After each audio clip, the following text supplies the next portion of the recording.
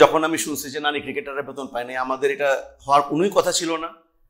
Particularly আমরা যদি আমাদের ক্রিকেট বোর্ডের ফাইন্যান্সের কথা চিন্তা করি, আই ডোন্ট নো এখানে কোনো অ্যাডমিনিস্ট্রেটিভ কোনো লুপহোল ছিল কিনা, কন্ট্রাক্টের কোনো ব্যাপার ছিল কিনা, বা হয়তো বা ফাইন্যান্স আটকা ছিল কিনা, বা 5 মাস পায়নি তারা, 5 মাসেরটা সহ এরিয়া সহ এখন পাইছে কিনা আমি তাও জানি না। বাট যদি 5 মাসেরটা না পেয়ে থাকে এটাও ইটস নট রাইট। হ্যাঁ, যদি তারা যেহেতু দেয় না, এটা ইটস আনফরচুনেট। আমরা তো এখন ইকুয়াল অপরচুনিটির কথা বলছি ওয়ার্ল্ড ওয়াইড।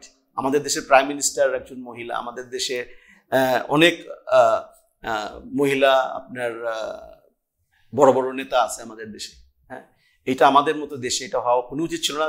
যখন ক্রিকেট বোর্ডের শুনি শত শত কোটি টাকা আছে এবং আমরা ইকুয়াল অপরচুনিটি, ইকুয়াল পে, আপনি দেখেন আপনার হয়তো বা ইংল্যান্ডে না অস্ট্রেলিয়াতে, আপনার বোধহয় অস্ট্রেলিয়াতে ইকুয়াল পে হয়ে গেছে, আপনার সাউথ আফ্রিকাতে, হ্যাঁ এটা ওখানে হয়ে যাচ্ছে। কিন্তু আমাদের দেশে এটা করা দরকার এবং আমাদের উমেনরা ভালো করছে।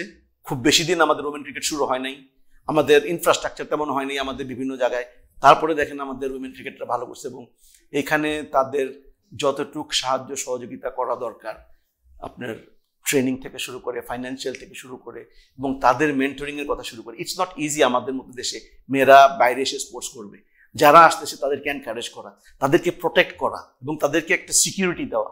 দিস ইজ ভেরি ইম্পর্টেন্ট আমাদের যারা পলিসি মেকার আছে, আমাদের যারা অ্যাডমিনিস্ট্রেটর আছে তাদের জন্য। So I wish that that এগুলো লুক আফটার করা হবে এবং এই ধরনের গাফিলতি আমি বলবো বাংলাদেশ ক্রিকেট বোর্ড কেন, কোনো দেশের ক্রিকেট বোর্ড এটা করবে না।